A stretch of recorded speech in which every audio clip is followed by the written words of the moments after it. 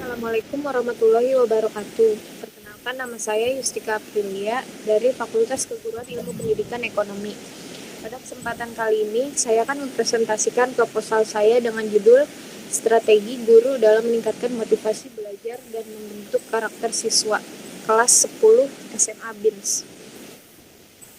Strategi guru dalam meningkatkan motivasi belajar siswa. Seiring dengan perkembangan zaman, dunia pendidikan menjadi salah satu kajian menarik untuk dibahas. Seperti yang telah diketahui bersama, pendidikan merupakan hal yang wajib untuk ditempuh oleh setiap orang. Menurut Undang-Undang Nomor 20 Tahun 2003 tentang Sistem Pendidikan Nasional menyatakan bahwa pendidikan adalah usaha sadar dan terencana untuk mewujudkan suasana belajar dan proses pembelajaran agar peserta didik secara aktif mengembangkan potensi dirinya untuk memiliki kekuatan spiritual keagamaan, pengendalian diri, kepribadian, kecerdasan, akhlak mulia, serta keterampilan yang diperlukan dirinya masyarakat, bangsa, dan negara. Dari pemaparan tersebut secara jelas disebutkan bahwa pendidikan merupakan hal yang penting bagi perkembangan kognitif dan sikap dalam kehidupan setiap orang. Untuk mendukung keberhasilan dalam dunia pendidikan, pemerintah tentu memberikan perhatian khusus terhadap komponen-komponen yang berperan dalam pendidikan itu sendiri. Salah satu komponen pendukung pendidikan yang sering diperbincangkan adalah pendidik. Dalam hal ini, kualitas pendidik sangat berpengaruh pada pembentukan karakter dari peserta didiknya di masa yang akan datang. Untuk mencapai tujuan pendidikan tersebut, maka guru berfungsi sebagai agen pendidikan dalam mendidik setiap peserta didiknya, di mana salah satu perannya dalam dunia pendidikan adalah memotivasi siswa dan membentuk karakter siswa dalam kegiatan pembelajaran di kelas. Pendidikan adalah usaha sadar untuk mengembangkan potensi sumber daya manusia melalui kegiatan pengajaran.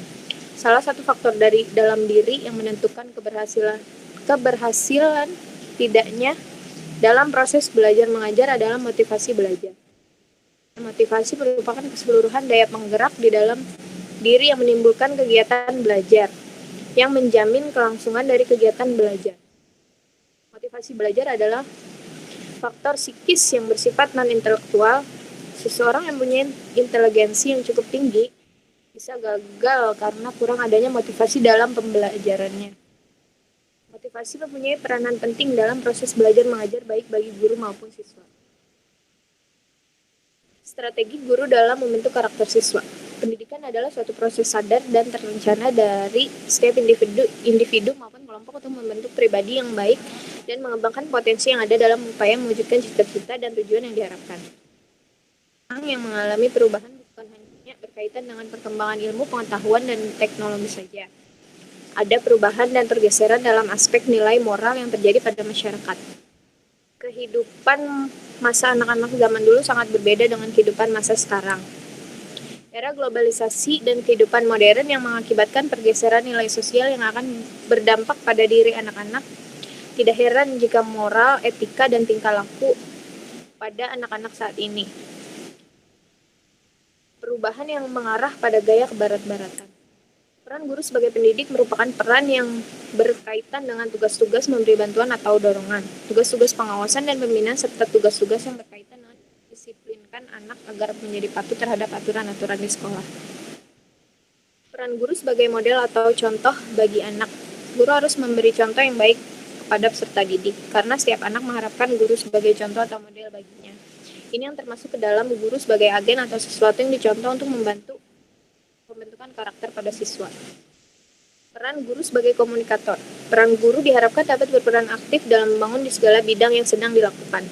Guru membuat rencana mengajar, mencatat hasil belajar, dan sebagainya. Peran guru di sekolah ditentukan oleh kedudukannya sebagai orang dewasa, sebagai pengajar dan pendidik, dan sebagai pegawai.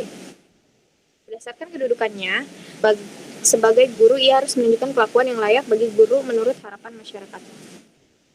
Otak bangsa melalui pendidikan mutlak diperlukan, bahkan tidak bisa ditunda, mulai dari lingkungan rumah, sekolah, dan masyarakat dengan meneladani para tokoh yang memang patut untuk dicontoh.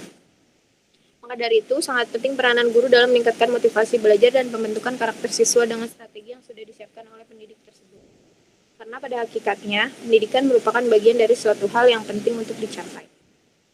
Dan strategi seorang guru yang tepat untuk meningkatkan motivasi dan pembentukan karakter siswa sangat dibutuhkan bagi siswa karena Dalam masa pendidikan, siswa tidak hanya sekedar mencari dan mempelajari saja, tetapi butuh banyak bimbingan dari seorang.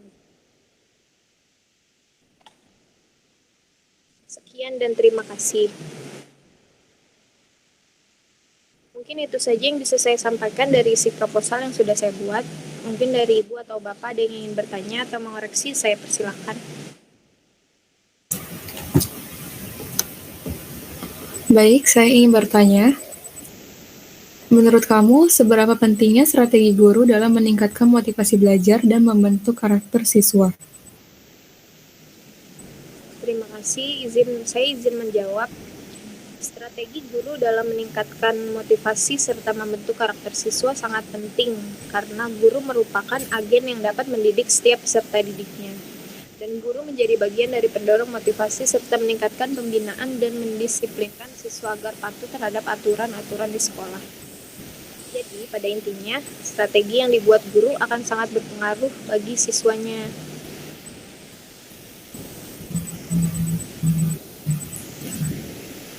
Baik, terima kasih atas jawabannya. Baik, sekian presentasi proposal dari saya. Kurang lebihnya mohon maaf. Wassalamualaikum warahmatullahi wabarakatuh. Waalaikumsalam warahmatullahi wabarakatuh. Assalamualaikum warahmatullahi wabarakatuh. Perkenalkan saya Rizka Nafitasari dari jurusan Pendidikan Ekonomi, Fakultas Keguruan dan Ilmu Pendidikan semester 6. Di sini saya mau menjelaskan tentang pengaruh lingkungan keluarga, efikasi diri, dan prestasi belajar ekonomi terhadap perilaku siswa kelas 10 SMA Ciawi. Ya. Kita langsung lanjut aja ke bab 1, manfaat penelitian. Manfaat penelitian berdasarkan hasil penelitian di atas diharapkan dapat memberikan manfaat penelitian, yakni 1. Manfaat teoritis. Secara teoritis, penelitian ini diharapkan dapat memberikan manfaat bagi pengembangan ilmu yang diteliti dari segi teoris dalam hal bagaimana lingkungan keluarga, evaluasi diri, dan prestasi belajar ekonomi dapat berpengaruh pada perilaku siswa. Yang kedua, manfaat penelitian. Manfaat penelitian. Lanjut di satu bagian pendidik penelitian ini akan berguna bagi pengembang pendidik dalam memahami bagaimana lingkungan keluarga, efikasi diri, dan prestasi belajar ekonomi dapat berpengaruh pada perilaku siswa sehingga pendidik dapat membuka perilaku siswa yang lebih baik lagi dalam belajar ekonomi. Kedua, bagi siswa. Penelitian ini diharapkan membantu para siswa agar mempunyai lingkungan keluarga, evaluasi diri, dan prestasi belajar ekonomi yang lebih baik agar dapat berpengaruh baik kepada perilaku siswa. Ketiga, bagi peneliti. Peneliti ini diharapkan menambah pengetahuan dan wawasan mengenai lingkungan keluarga, prestasi belajar ekonomi terhadap perilaku siswa. Lanjut, landasan teori. Lingkungan keluarga. Pengertian lingkungan keluarga sebagai anak mengenal lingkungan sekolah dan masyarakat. Lingkungan keluarga adalah lingkungan yang pertama kali dijumpai. Lingkungan menurut Webster dalam Hadikusumo diterangkan sebagai kumpulan sebagai kondisi dan pengaruh dari luar terhadap kehidupan dan perkembangan suatu organisasi. B. Indikator lingkungan keluarga. 1. Cara orang tua mendidik. Cara orang tua mendidik anaknya besar pengaruhnya terhadap belajar anak. Hal ini jelas dan dipertegas oleh si Cipto Wirowidjojo dengan pertanyaan yang menyatakan bahwa keluarga adalah lembaga pendidik yang pertama dan utama. Keluarga yang sehat beserta artinya untuk pendidik dalam ukuran kecil, tetapi bersifat menentukan untuk pendidik dalam ukuran besar, yaitu pendidik bangsa, negara, dan dunia. Cara orang tua mendidik anak sangat berpengaruh terhadap belajar anak. Kedua, relasi antara anggota keluarga. Wujud relasi antara anggota keluarga, misalnya, apakah hubungan itu penuh kasih sayang dan pengertian atau diliputi kebencian dan sikap acuh tak acuh. Jika relasi anak dengan anggota keluarganya tidak baik, maka akan menimbulkan permasalahan. Seperti anak pun akan berperilaku acuh tak acuh atau kasar dalam menghadapi sesuatu seperti acuh pada pelajaran. Ketiga, suasana rumah. Suasana rumah yang gaduh dan semarut tidak akan memberi ketenangan kepada anak yang belajar, sehingga mengakibatkan belajarnya menjadi kacau. Keadaan ekonomi keluarga. Anak yang sedang belajar harus dipenuhi kebutuhan fasilitas belajar, seperti ruang belajar, meja belajar, penerangan yang cukup, alat tulis, dan lain-lain. Fasilitas belajar yang baik akan menimbulkan perilaku semangat belajar. Fasilitas belajar yang baik hanya dapat terpenuhi oleh keluarga yang cukup uang. 5. Pengertian orang tua. Anak perlu dorongan dalam pengertian dari orang tua sehingga anak termotivasi untuk rajin belajar karena merasa mendapatkan pengertian dari orang tuanya. Kita lanjut, penjelasan teori pengertian efikasi diri. Efikasi diri mempengaruhi perilaku individu. Seorang yang memiliki efikasi diri yang tinggi, maka ia akan mempercayai bahwa ia dapat mengerjakan sesuatu dengan tuntutan situasi yang dihadapinya. Sebaiknya seorang yang tingkat efikasi diri rendah memikirkan individu tersebut akan menunjukkan prestasi tidak berdaya dan pasrah. Yang B, dimensi efikasi diri. Yang pertama, pengalaman menguasai sesuatu. Pernyataan umum mempunyai dampak pertama, performa yang berhasil akan meningkatkan efikasi diri secara profesional dengan kesulitan dari tugas tersebut. Kedua, tugas yang dapat diselesaikan dengan baik oleh diri sendiri akan lebih efektif daripada yang diselesaikan dengan bantuan orang lain. Yang kedua itu ada modeling sosial. Modeling sosial yaitu efikasi diri meningkat saat kita mengobservasi pencapaian orang yang mempunyai kompetensi yang setara, namun akan berkurang saat ia melihat rekan sebaya kita gagal. Saat orang lain tersebut berbeda dari kita, modeling sosial akan mempunyai efek yang sedikit dalam efikasi diri kita. Selanjutnya, persurai sosial. Dampak dari sumber ini cukup terbatas, tetapi di bawah kondisi yang tepat, persuasi dari orang lain dapat meningkatkan atau menurunkan efikasi diri. Kondisi pertama adalah bahwa orang tersebut harus mempercayai pihak yang melakukan persuasi, kata-kata atau kritik dari sumber yang terpercaya mempunyai daya lebih efektif dibandingkan dengan hal yang sama dari sumber yang tidak terpercaya. Meningkatkan efikasi diri melalui persurai sosial dapat menjadi efektif hanya bila kegiatan yang ingin didukung untuk dicoba berdasarkan dalam jangkaan perilaku seseorang. Lanjut, keempat, kondisi fisik dan emosional. Emosional yang kuat biasanya akan mengurangi performa. Saat seorang mengalami ketakutan yang kuat, kecemasan takut, atau tingkat stres yang tinggi, kemungkinan akan mempunyai ekspektasi efikasi yang rendah. Pengertian peserta belajar. Pada dasarnya, berasal dari dua suku kata yaitu prestasi dan belajar. Prestasi belajar sendiri mempunyai arti standar tes untuk mengukur kecakapan atau pengetahuan bagi seorang di dalam sesuatu atau lebih dari garis-garis pekerjaan atau belajar. Lanjut, ke fungsi peserta belajar. Peserta belajar merupakan masalah yang bersifat perennial atau abadi dalam sejarah manusia karena rentan kehidupannya. Manusia selalu mengejar prestasi sesuai dengan bidang dan kemampuannya masing-masing. Metode penelitian.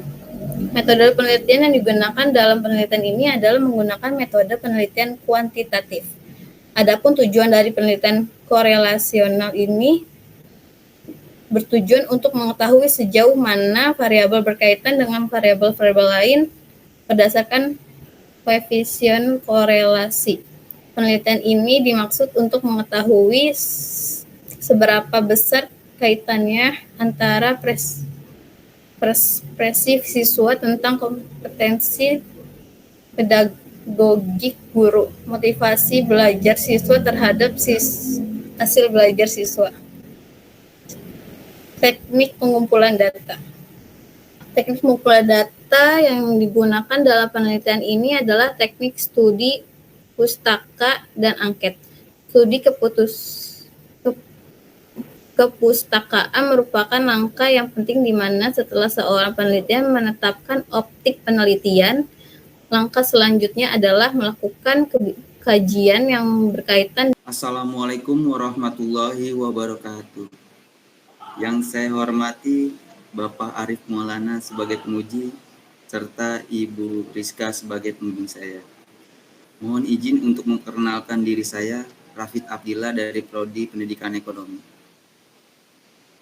Untuk mempersingkat waktu, baiklah, langsung saja saya akan memulai presentasi saya. Presentasi yang saya beri judul Pengelolaan Sarana dan Prasarana di MTS Lubuk Besar.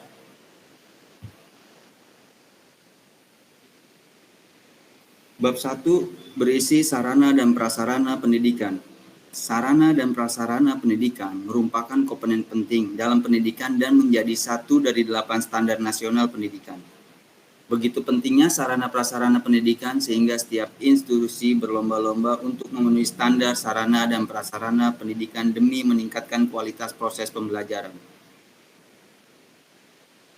Pendekatan penelitian. Penelitian ini menggunakan pendekat penelitian kualitatif dan jenis penelitian deskriptif. Dipilihnya penelitian kualitatif karena penelitian ini mengungkapkan situasi soal dengan mendeskripsikan kenyataan dan diolah dalam bentuk kata-kata yang berdasarkan pada teknik pengumpulan data dan analis data yang relevan yang diperoleh melalui situasi yang alami.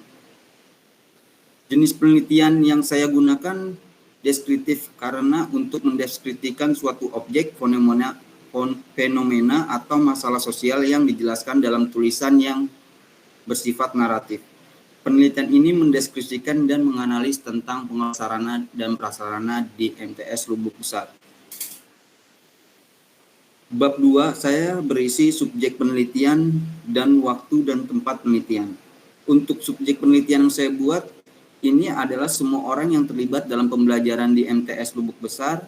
Subjek penelitian dalam penelitian ini adalah bidang Sapras, tata usaha, dan kepala sekolah. Untuk waktu dan tempat penelitian yang saya lakukan adalah dilaksanakan di MTS Lubuk Besar yang terletak di Kecamatan Datu 50, Kabupaten Batubara. Sedangkan waktu penelitian dilaksanakan pada ajaran semester ganjil tahun ajaran 2021-2022. Sumber data yang saya dapat saat penelitian adalah sumber data primer dan sumber data sekunder. Untuk sumber data primer, adapun data primer dalam penelitian ini didapatkan melalui kata dan tindakan yang diperoleh peneliti dengan melakukan pengamatan, studi dokumentasi, dan wawancara terhadap pihak-pihak yang terkait yang meliputi guru dan peserta didik. Yang kedua, sumber data sekunder yang saya dapat adalah data yang berasal dari sumber kedua atau yang diperoleh dari hasil dokumentasi seperti gambar kegiatan. Untuk penelitian teknik pengumpulan data, saya melakukan melalui wawancara dan dokumentasi. Untuk wawancara dalam penelitian ini diajukan kepala sekolah serta guru. Untuk dokumentasinya dalam penelitian ini yang termasuk dalam dokumentasi adalah foto selama kegiatan yang berlangsung di lapangan dan dokumen tertulis yang dapat dijadikan data pendukung dalam penelitian. Ada 4 teknik analis yang saya dapat saat penelitian. Yang satu untuk pengumpulan data, 2 reduksi data, 3 penyajian data, dan 4 consolidation drawing verification. Untuk kesimpulan saya dalam penelitian ini, berdasarkan hasil pengamatan dan observasi yang saya lakukan di MTS Lubuk Besar, Kecamatan Datu 50, Kabupaten Batubara, Besar tidak ingin ketinggalan untuk ikut dalam memperbaiki kualitas sarana dan prasarana pendidikan di lingkungan madrasah ini. Mengingat sebagai masyarakat masih memiliki image yang keliru bahwa madrasah adalah lembaga pendidikan terbelakang ditinjau dari banyaknya aspek, diantaranya aspek SDM, sarana prasarana, kurikulum, input dan output siswa, dan pengelola madrasahnya. Dan hal ini yang menjadikan saya tertarik untuk meneliti pengelola sarana dan prasarana di MIS Lubuk Besar. Terima kasih. Itulah hasil presentasi saya. Jika Ibu Bapak ada yang ingin pertanyakan, saya persilakan. Ya, terima kasih untuk Saudara Rapid atas presentasinya. Saya dengan Arif Maulana izin menanyakan terkait presentasi dari proposal Rapid Fadilah yang judul apa tadi? Pengelola prasarana dan sarana. Pengelola sarana dan prasarana. Dengan judul itu, saya ingin menanyakan apa penyebab keterbatasan sarana dan prasarana di dalam sekolah? Mungkin bisa dijawab. Apa penyebab keterbatasan sarana dan prasarana di sekolah itu ya Pak? Iya. Baik Pak, terima kasih atas pertanyaannya. Langsung saja saya akan jawab. Untuk masalah sarana dan prasarana pendidikan yang kurang memadai Pak, juga dapat disebabkan oleh ketidakpedulian sekolah terhadap perawatan fasilitas yang ada yang akan menjadikan buruknya sarana dan prasarana. Sikap acuh tak acuh dan tidak adanya pengawasan dari pemerintah, banyak fasilitas di sekolah yang terbengkalai. Hal ini akan menimbulkan ketidaknyamanan dalam menggunakan fasilitas yang ada karena keadaan sarana dan prasarana yang kurang memadai dalam fasilitas yang rusak. Dengan adanya ketidaknyamanan, ini akan mengakibatkan peserta didik enggan melaksanakan proses pembelajaran dengan baik. Maka dari itu diperlukan kesadaran untuk menjaga sarana dan prasarana yang ada agar dapat tetap digunakan untuk menunjang pendidikan di sekolah tersebut, Pak. Itu, Pak. Terima kasih Saudara Rapid atas jawabannya. Mungkin cukup jelas ya jawabannya. Mungkin itu aja sih yang saya tanyain. Oke Pak, makasih Pak. Demikianlah hasil presentasi proposal saya. Terima kasih atas perhatiannya. Saya sudahi, wabila taufik wal hidayah. Wassalamualaikum warahmatullahi wabarakatuh. Waalaikumsalam warahmatullahi wabarakatuh.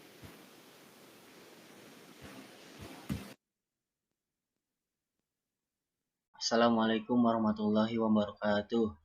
Perkenalkan, nama saya Muhammad Fadilah dari Prodi Fakultas Ekonomi Pendidikan. Di sini saya ingin mempresentasikan judul seminar proposal dari pengaruh lingkungan keluarga, efikasi diri, dan prestasi belajar ekonomi terhadap perilaku anti korupsi siswa kelas 10 di SMK Setia Negara Depok.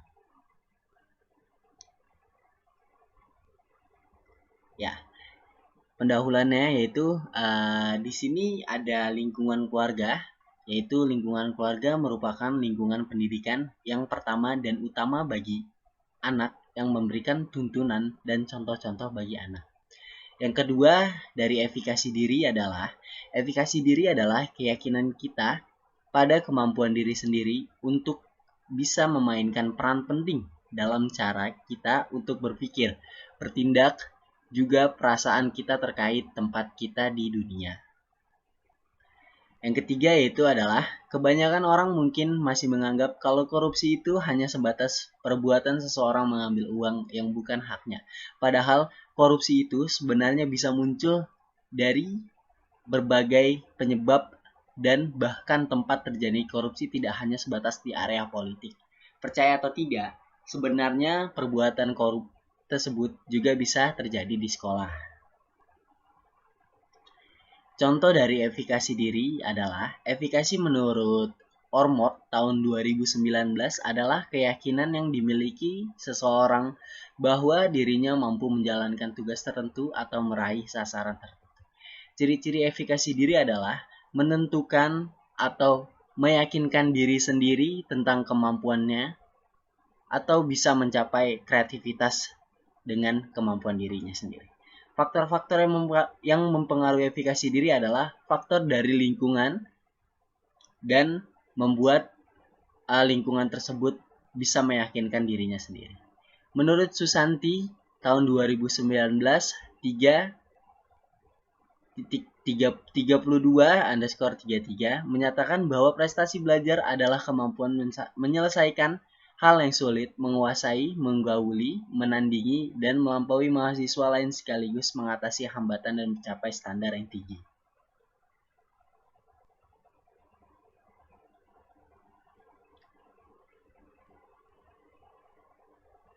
Ya, selanjutnya yaitu adalah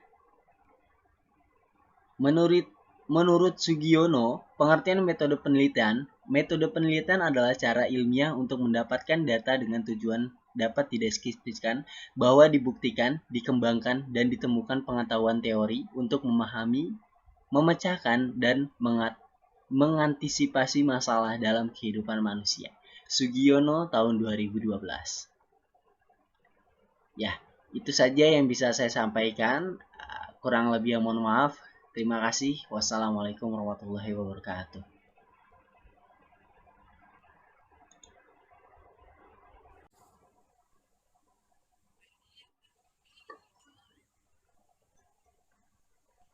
Tuh kan, putus lagi kan jaringan internet gua. Oke, Dok.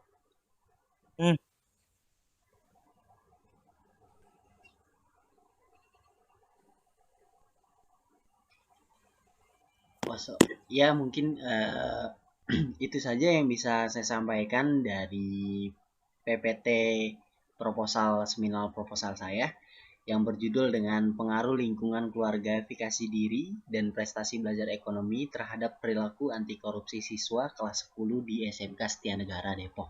Mungkin dari Bapak Ibu dosen penguji ada yang ingin ditanyakan? Oke, terima kasih Saudara Fadil.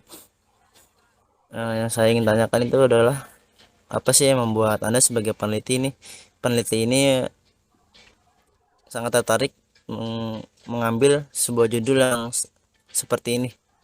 Apa sih yang bikin Anda tertarik itu? Yang bikin saya tertarik dengan judul ini adalah di mana satu lingkungan atau lebih tepatnya lingkungan keluarga menerapkan prestasi belajar menggunakan efikasi diri terhadap perilaku korupsi di SMK Setia Negara kelas 10 Kota Depok.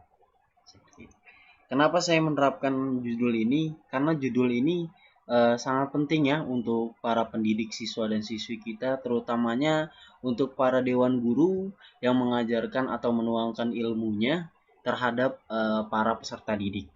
Jadi para peserta didik ini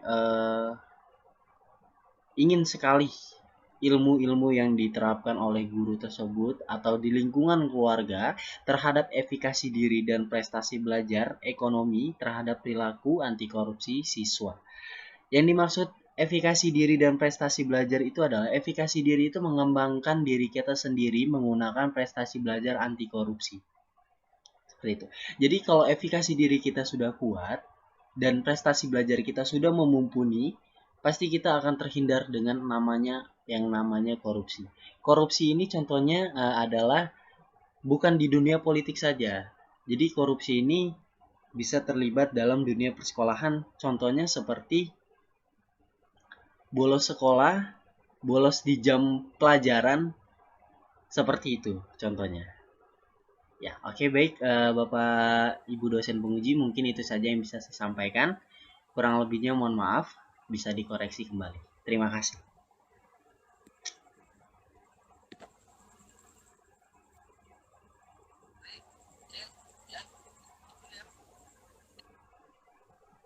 Ya mungkin ada pertanyaan lagi untuk Bapak Edo. Oke, baik Saudara Fadil. Tidak ada, sudah cukup untuk jawabannya. Terima kasih Saudara Fadil. Ya, oke, baik Pak. Mungkin langsung ditutup saja ya Pak ya. Itu saja yang bisa saya sampaikan. Kurang lebih yang mohon maaf. Wassalamualaikum warahmatullahi wabarakatuh. Assalamualaikum warahmatullahi wabarakatuh. Pada kesempatan kali ini, saya akan mempresentasikan proposal saya dengan judul Peningkatan Hasil Belajar Mata Pelajaran Ekonomi melalui penerapan model pembelajaran grup investigasi. Sebelum lanjut, izinkan saya memperkenalkan diri terlebih dahulu. Perkenalkan, nama saya Siti Nabila dari Prodi S1 Pendidikan Ekonomi. Langsung saja pada bagian pendahuluan, latar belakang masalah pada penelitian ini yaitu dua hal penting yang merupakan bagian dari tujuan pembelajaran ekonomi adalah pembentukan sifat, yaitu pola yang berpikir kritis dan kreatif. Untuk itu, suasana kelas perlu didesain sedemikian rupa sehingga siswa mendapat kesempatan untuk saling berinteraksi. Dalam interaksi ini, siswa akan membentuk komunitas yang memungkinkan mereka mencintai proses dan mencintai satu sama lain. Oleh karena itu, pengajar perlu menciptakan suasana belajar sedemikian rupa sehingga siswa perlu bekerja sama secara gotong royong. Identifikasi masalah pada penelitian ini yaitu 1. Proses pembelajaran siswa masih banyak yang hanya mencatat materi, mendengarkan, dan diam. Yang kedua, suasana kelas yang monoton, membosankan, dan kurang menyenangkan. Yang ketiga, siswa kurang aktif dalam proses pembelajaran. Rumusan masalah pada penelitian ini yaitu yang pertama, apakah terdapat pengaruh model pembelajaran grup investigasi terhadap hasil belajar mata pelajaran ekonomi? Yang kedua, apakah terdapat peningkatan hasil belajar siswa pada mata pelajaran ekonomi dengan menggunakan model pembelajaran grup investigasi? Selanjutnya, untuk tujuan penelitian yaitu 1. Untuk mengetahui pengaruh model pembelajaran grup investigasi terhadap hasil belajar pada mata pelajaran ekonomi. Yang kedua, untuk mengetahui peningkatan hasil belajar siswa pada mata pelajaran ekonomi dengan menggunakan model pembelajaran grup investigasi. Bab 2, kajian teori. Menurut Aditya tahun 2016 mengungkapkan bahwa grup investigasi memberikan kesempatan kepada siswa untuk aktif dalam pembelajaran bersama teman-temannya dengan bantuan guru sebagai fasilitator dan motivator. Keaktifan tersebut berdampak pada hasil belajar siswa yang meningkat. Penelitian terdahulu ada dari 1. Prasetyo Mugidianto tahun 2017. Metode pembelajaran grup investigasi berbantuan media pembelajaran dapat meningkatkan minat dan hasil belajar siswa pada mata pelajaran IPA. Yang kedua, Azmi Zakia Pratimi tahun 2019. Penerapan model pembelajaran grup investigasi dapat meningkatkan prestasi belajar siswa pada mata pelajaran IPS. Perangkat berpikir dalam penelitian ini yaitu 1. Model pembelajaran grup investigasi atau X sebagai variabel bebas. Yang kedua, hasil belajar ekonomi atau Y sebagai variabel terikat. Hipotesis penelitiannya yaitu H1 tidak terdapat pengaruh model pembelajaran grup investigasi terhadap hasil belajar pada mata pelajaran ekonomi. H2 terdapat pengaruh model pembelajaran grup investigasi terhadap hasil belajar pada mata pelajaran ekonomi. H3 tidak terdapat peningkatan hasil belajar siswa pada mata pelajaran ekonomi dengan menggunakan model pembelajaran grup investigasi. H4 terdapat peningkatan hasil belajar siswa pada mata pelajaran ekonomi dengan menggunakan model pembelajaran grup investigasi. Bab 3, metodologi penelitian. Penelitian ini menggunakan pendekatan penelitian kuantitatif dengan metodologi penelitian menggunakan kuasi eksperimen. Populasi dalam penelitian ini yaitu seluruh siswa-siswi jurusan IPS SMA Negeri 28 Kabupaten Tangerang dengan sampel siswa-siswi kelas 11 jurusan IPS SMA Negeri 28 Kabupaten Tangerang. Teknik pengumpulan data menggunakan observasi, wawancara, angket, atau kuesioner. Serta instrumen penelitiannya yaitu menggunakan tes dan kuesioner atau angket. Uji untuk teknik analisis data menggunakan uji prasyarat yang terdiri dari uji normalitas dan uji homogenitas serta uji hipotesis dengan menggunakan uji T. Baik, itu saja yang dapat saya sampaikan. Kepada dosen penguji, ada yang ingin ditanyakan? Baik, untuk pertanyaannya dari saya, mengapa kamu memilih judul penelitian ini? Baik, izin menjawab. Mengapa saya menggunakan judul ini? Karena menurut saya, guru masih memiliki kecenderungan menggunakan metode ceramah dalam proses pembelajaran dan membuat siswa kurang berperan aktif dalam proses pembelajaran. Oleh karena itu, melalui grup investigasi ini diharapkan siswa dapat berperan aktif dan saling berinteraksi atau bekerja sama dengan temannya selama proses pembelajaran. Itu saja jawaban dari saya. Baik, terima kasih untuk jawabannya. Itu saja pertanyaan dari saya. Baik, mungkin itu saja yang dapat saya sampaikan. Mohon maaf bila ada salah kata. Terima kasih. Wassalamualaikum warahmatullahi wabarakatuh. Waalaikumsalam warahmatullahi wabarakatuh. Assalamualaikum warahmatullahi wabarakatuh. Perkenalkan, nama saya Dorangga Pratama dari Pendidikan Ekonomi. Kali ini saya akan mempresentasikan seminar proposal saya yang berjudul Pengaruh Kreativitas Guru dalam mengelola pembelajaran ekonomi terhadap motivasi belajar peserta didik di Sekolah MAN 1 Kampus B Jakarta.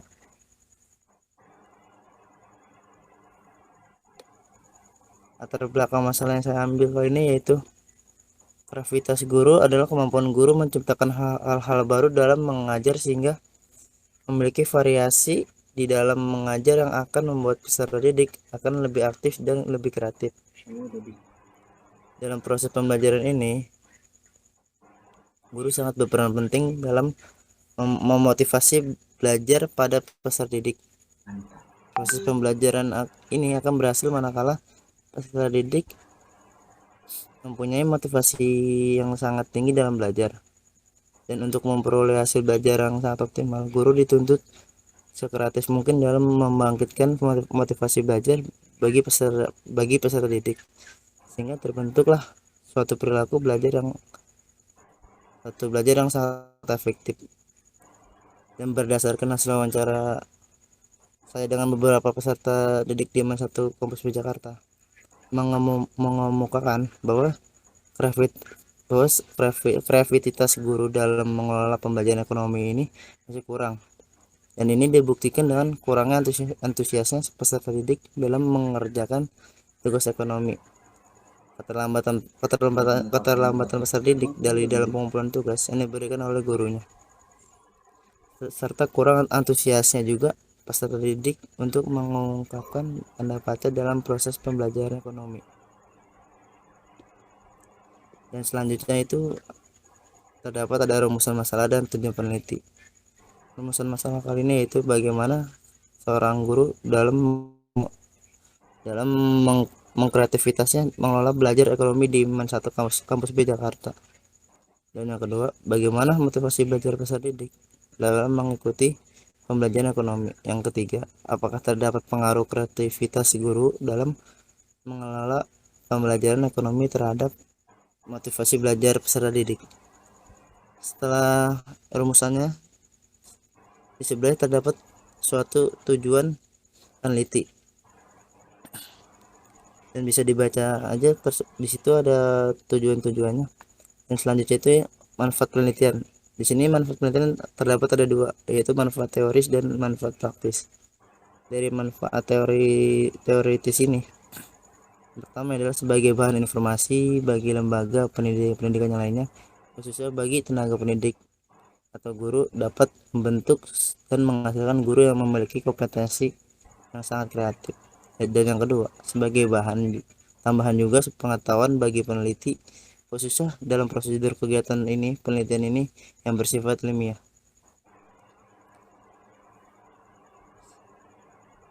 Sedangkan manfaat praktis, yang pertama itu diharapkan menjadi bahan masukan bagi guru ekonomi di sekolah ini, yaitu di MAN 1 Kampus B Jakarta, dapat lebih meningkatkan kreativitas dalam mengelola pembelajaran di sekolah agar dapat memotivasi peserta didik dalam belajar, khususnya di mata pelajaran ekonomi.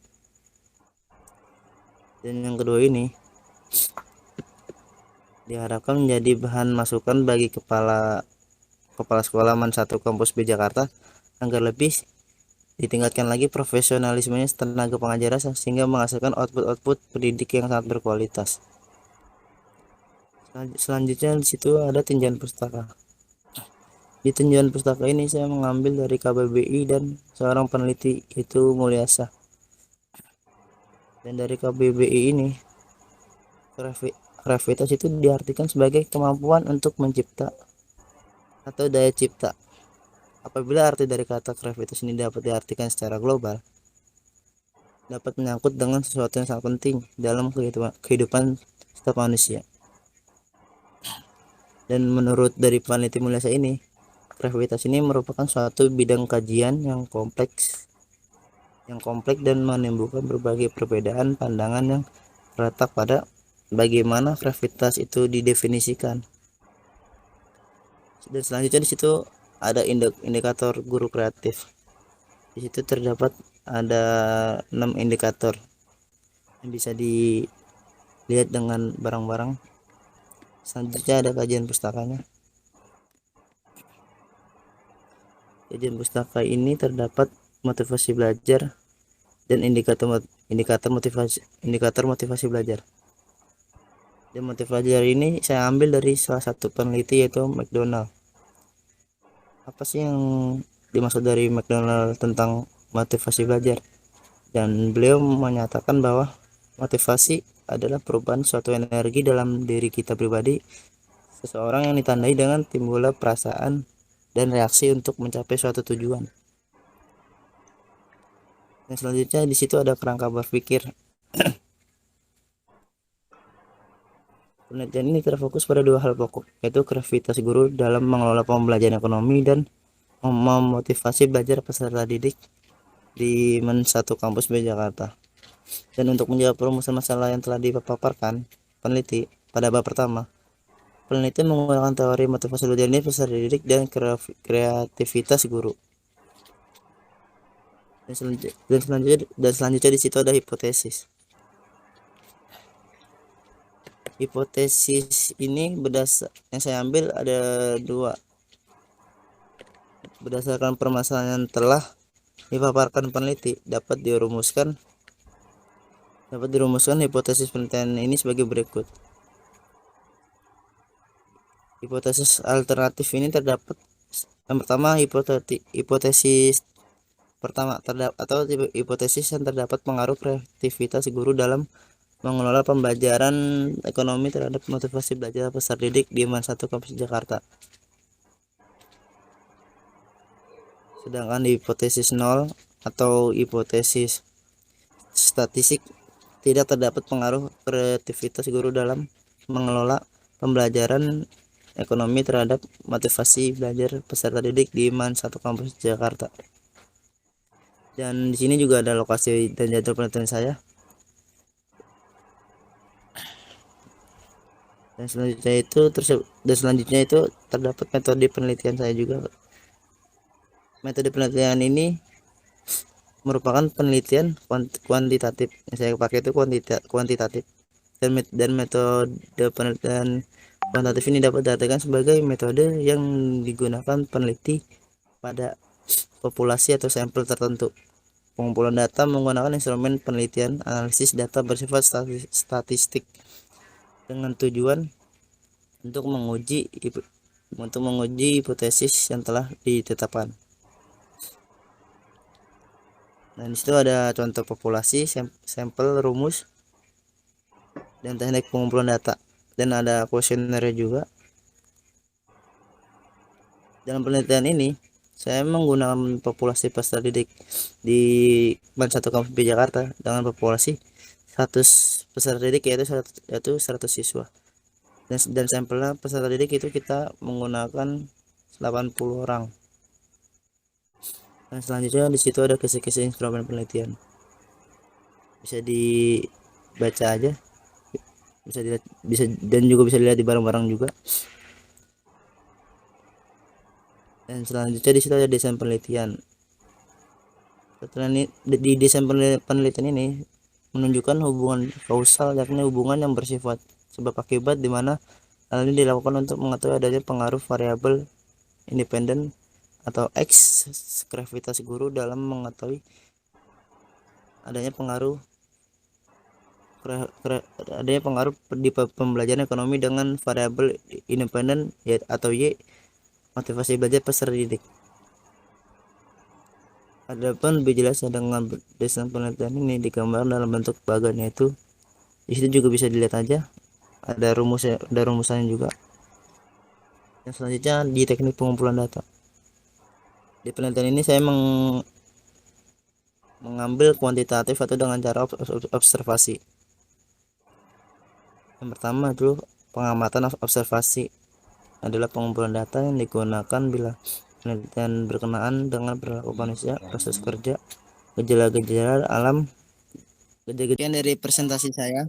Untuk Ibu dan Bapak ada yang ingin ditanyakan? Baik, untuk penelitian Saudara Edo, saya ingin menanyakan terkait judul pengaruh kreativitas guru dalam mengelola pembelajaran ekonomi terhadap motivasi belajar peserta didik di MAN 1 Kampus B Jakarta.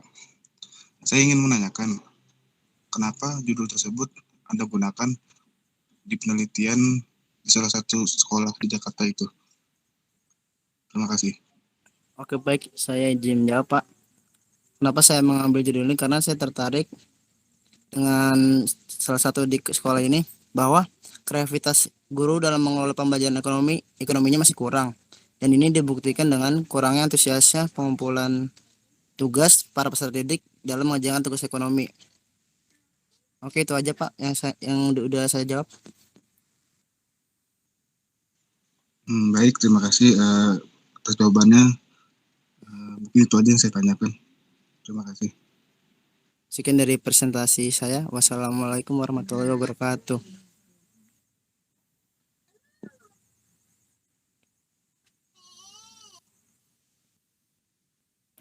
Waalaikumsalam warahmatullahi. Assalamualaikum warahmatullahi wabarakatuh. Selamat sore teman-teman semua, dosen pembimbing, dosen penguji 1 dan dosen penguji 2. Saya Arif Maulana, izin mempresentasikan proposal penelitian saya yang berjudul Pengaruh Sosial Ekonomi dan Bimbingan Belajar terhadap Prestasi Belajar Siswa Mata Pelajaran Ekonomi di SMA N1 Ciputat.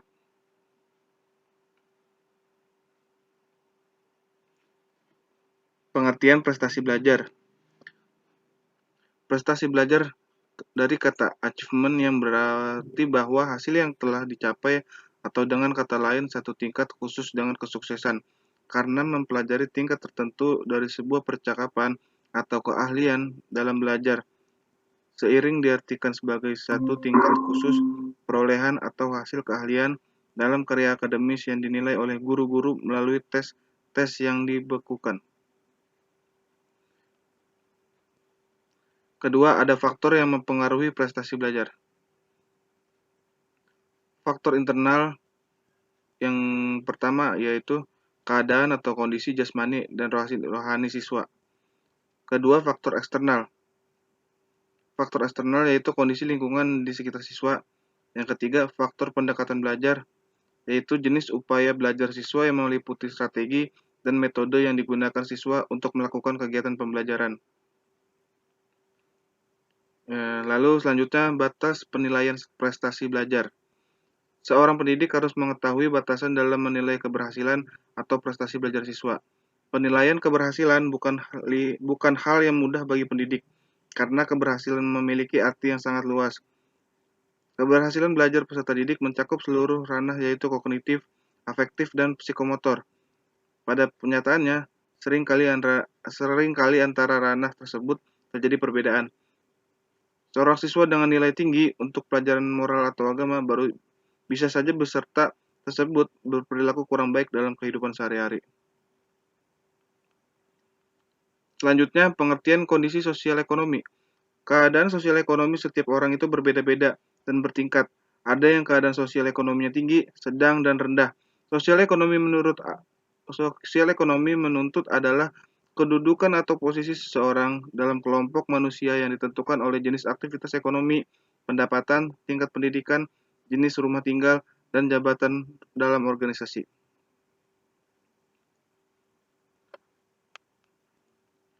Mungkin itu saja yang saya presentasikan dalam proses penelitian saya yang berjudul Pengaruh Sosial Ekonomi dan Bimbingan Belajar terhadap Prestasi Belajar Siswa Mata Pelajaran Ekonomi di SMA N1 Ciputat. Mungkin ada yang mau ditanyakan? Baik, saya mau bertanya, apa tujuan dari penelitian proposal Anda? Baik, terima kasih atas pertanyaannya. Saya akan jawab apa tujuan dari proposal penelitian saya.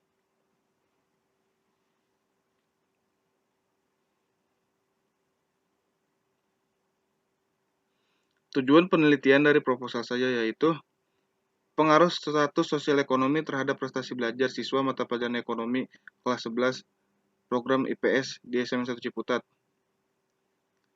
Pengaruh bimbingan belajar di luar sekolah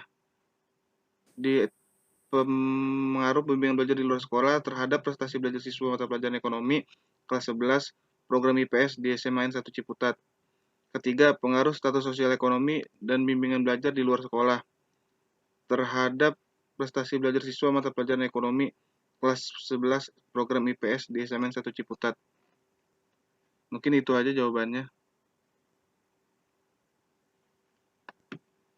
Terima kasih. Baik, terima kasih atas penjelasannya. Terima kasih atas pertanyaannya dari Ibu Julia Dinda. Untuk sementara hanya itu saja yang saya presentasikan dari program penelitian saya. Wabillahi taufiq wal hidayah. Wassalamualaikum warahmatullahi wabarakatuh. Waalaikumsalam warahmatullahi wabarakatuh. Assalamualaikum warahmatullahi wabarakatuh. Waalaikumsalam warahmatullahi wabarakatuh. Perkenalkan, nama saya Julia Adinda dengan NIM 1810116000120. Di sini saya akan mempresentasikan seminar proposal saya yang berjudul Pengaruh Kemandirian dan Kedisiplinan terhadap Prestasi Belajar Siswa pada Mata Pelajaran Ekonomi Siswa kelas 10 di SMA IT Al-Husaini.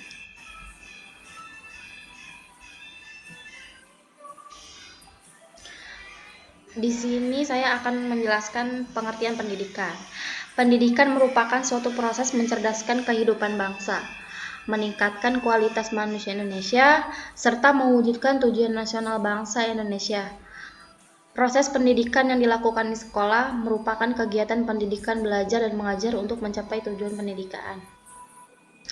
Pendidikan adalah usaha sadar dan terencana untuk mewujudkan suasana belajar dan proses pembelajaran agar peserta didik secara aktif mengembangkan potensi dirinya untuk memiliki kekuatan spiritual keagamaan, pengendalian diri, kepribadian, kecerdasan, akhlak mulia, serta keterampilan yang diperlukan dirinya, masyarakat, bangsa, dan negara. Selanjutnya,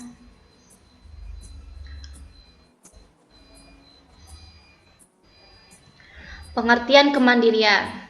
Kemandirian adalah usaha untuk mengendalikan dan mengatur pikiran, perasaan, dan tindakan sendiri secara bebas serta berusaha sendiri untuk mengatasi perasaan-perasaan malu dan keraguan-raguan.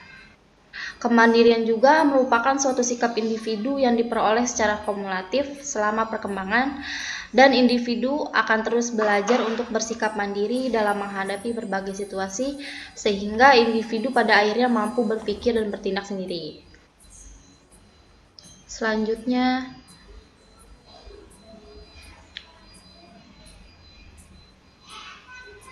di sini ada faktor-faktor yang mempengaruhi kemandirian. Ada beberapa faktor ya, ada faktor internal dari dalam diri dan faktor eksternal. Yang termasuk faktor internal diantaranya kesehatan, inteligensi, minat dan motivasi, serta cara belajar. Yang termasuk dalam faktor eksternal diantaranya keluarga, sekolah, masyarakat maupun lingkungan. Selanjutnya, di sini ada pengertian kedisiplinan. Dalam kehidupan sehari-hari, kata disiplin sudah tidak asing. Disiplin sering dirujuk pada ketaatan dan kepatuhan terhadap peraturan yang berlaku. Disiplin merupakan kepatuhan terhadap aturan. Dalam pelaksanaannya, ada dua jenis disiplin. Yang pertama, disiplin dilakukan karena didorong oleh sesuatu yang berasal dari luar diri seseorang, misalnya berupa hadiah maupun hukuman. Yang kedua adalah disiplin yang dilakukan karena didorong kesadaran diri dalam hati seseorang. Selanjutnya, di sini ada pengertian prestasi belajar. Prestasi belajar adalah kemampuan-kemampuan yang dimiliki siswa setelah mereka menerima pengalaman belajarnya. Seseorang melakukan proses belajar karena memiliki tujuan untuk mendapatkan suatu prestasi, dan proses itu tidak semudah yang dibayangkan, karena untuk mencapai prestasi yang gemilang memerlukan perjuangan dan pengorbanan dengan berbagai tantangan yang harus dihadapi. Sekian presentasi dari saya. Apabila ada yang mau ditanyakan, silakan.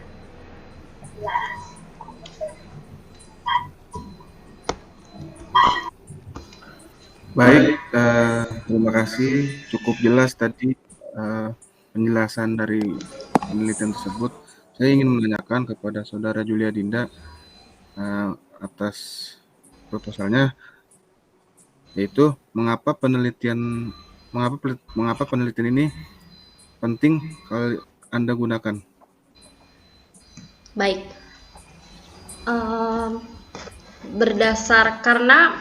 Berdasarkan hasil observasi dan pengamatan awal penelitian saya, ada beberapa masalah yang menyangkut tentang kemandirian dan kedisiplinan di dalam pembelajaran, terutama di dalam mata pelajaran ekonomi. Masalah yang timbul dari kemandirian dan kedisiplinan siswa diantaranya ketika pembelajaran langsung, siswa masih kurang memperhatikan guru saat mengajar. Yang kedua, masih banyak siswa yang tidak tepat waktu dalam mengumpulkan tugas.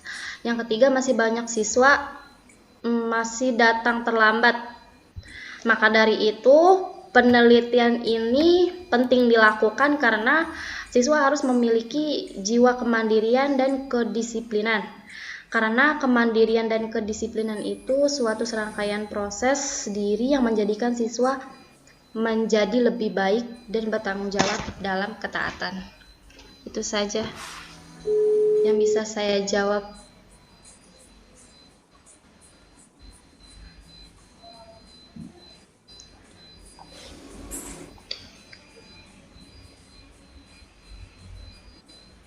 Baik, terima kasih atas jawabannya. Sudah cukup?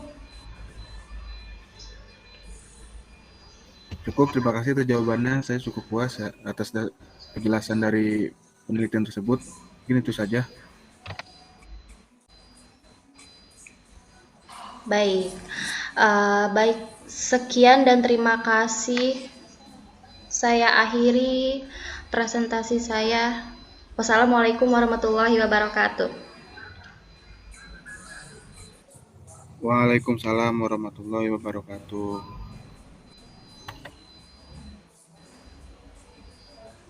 Assalamualaikum warahmatullahi wabarakatuh. Yang saya hormati penguji 1 Ibu Siti Nabila, penguji 2 Bapak Muhammad Nur Fadilah. Perkenalkan, nama saya Alif Jiwandono dari Fakultas Keguruan dan Ilmu Pendidikan, Program Studi Pendidikan Ekonomi, kelas PIEE 001. Izinkan saya mempresentasikan hasil proposal saya yang berjudul Analisis Pengaruh Pemanfaatan Penggunaan Media Internet terhadap Motivasi Belajar Siswa Universitas 1 Jakarta. Adapun poin-poin penting yang saya kutip, yang pertama pendahuluan, yang kedua pembahasan, dan yang ketiga metodologi penelitian yang saya gunakan. Latar belakang masalah mengapa saya mengambil judul ini, karena saya menyadari tanpa diketahui secara langsung dengan adanya internet diciptakan telah mengubah kehidupan tatap muka antar manusia.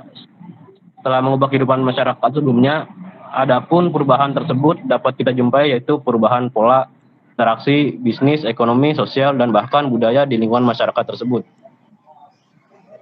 Dampak internet ini juga begitu besar bagi rumah tangga, industri, wirausaha, serta pusat. Adanya alat yang dibuat ini telah mengangkut efektivitas dan kemudahan dalam kegiatan baik bisnis serta pemerintahan dalam kerjasama luar negeri, terutama peranan sebagai sarana informasi, komunikasi, dan publikasi. Tujuan penelitian ini bertujuan untuk mengetahui manfaat dari penggunaan media jaringan internet sebagai alat pendukung sumber belajar siswa di Universitas 1 Jakarta. Dan yang kedua, mengetahui dampak dan pemanfaatan internet terhadap motivasi mahasiswa dalam kegiatan belajar siswa di SMA Negeri 1 Jakarta. Kajian teori pada bab 2 yaitu kajian teoritis, saya mengutip dari Ahmadi dan Hemawan yang mengatakan bahwa internet adalah komunikasi jaringan yang menyeluruh dan berhubung dengan seluruh media fisik berupa komputer di dunia meskipun berbeda sistem operasi dan mesin yang digunakan. Penelitian terdahulunya yaitu penelitian dari Rangga 2015 yang berjudul Pengaruh Penggunaan Internet sebagai salah satu sumber belajar terhadap prestasi belajar mahasiswa Universitas 1 Jakarta. Dan kerangka berpikirnya yaitu jaringan internet X dan motivasi belajar Y. Hipotesis penelitian ini siswa atau mahasiswa Universitas 1 Jakarta telah memanfaatkan penggunaan jaringan internet sebagai media yang efektif, efisien dalam pembelajaran mandiri. Dan yang kedua, terdapat adanya pengaruh pemanfaatan penggunaan jaringan internet sebagai sumber belajar pendukung siswa terhadap motivasi belajar di Universitas 1 Jakarta. Dan metodologi penelitian yang digunakan yaitu penelitian kuantitatif deskriptif. Saya mengambil sampel dari beberapa mahasiswa dari program jurusan pendidikan ekonomi di Universitas Negeri 1 Jakarta dengan menggunakan penelitian observasi, wawancara, angket, dan kuesioner. Dengan menggunakan uji prasyarat, uji normalitas, dan uji homogenitas. Mungkin sekian dan terima kasih kepada penguji. Ada yang ditanyakan untuk Bapak dan Ibu penguji?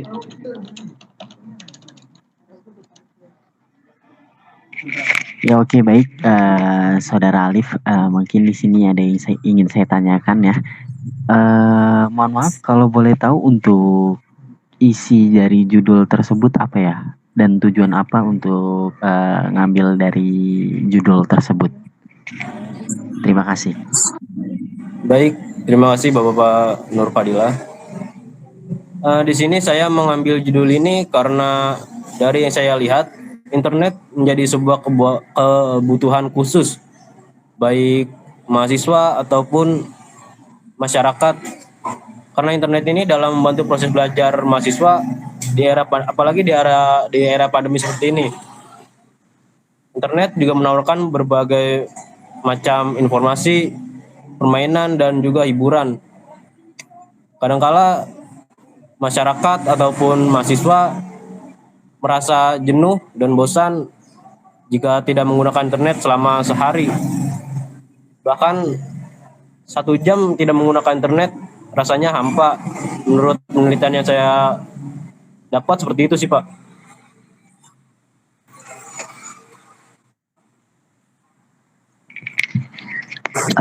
Oke, baik, mungkin itu ya dari jawaban dari pertanyaan saya, Saudara Alif ya.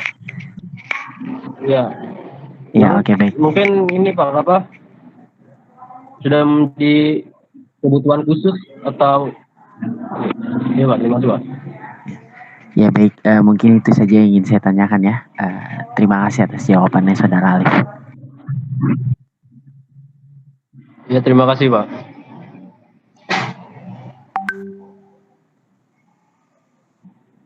Tidak, mungkin itu saja yang tadi saya tanyakan ya. Baik, kalau begitu presentasi ini saya tutup dengan mengucapkan terima kasih kepada Ibu dan Bapak penguji. Assalamualaikum warahmatullahi wabarakatuh. Waalaikumsalam warahmatullahi wabarakatuh.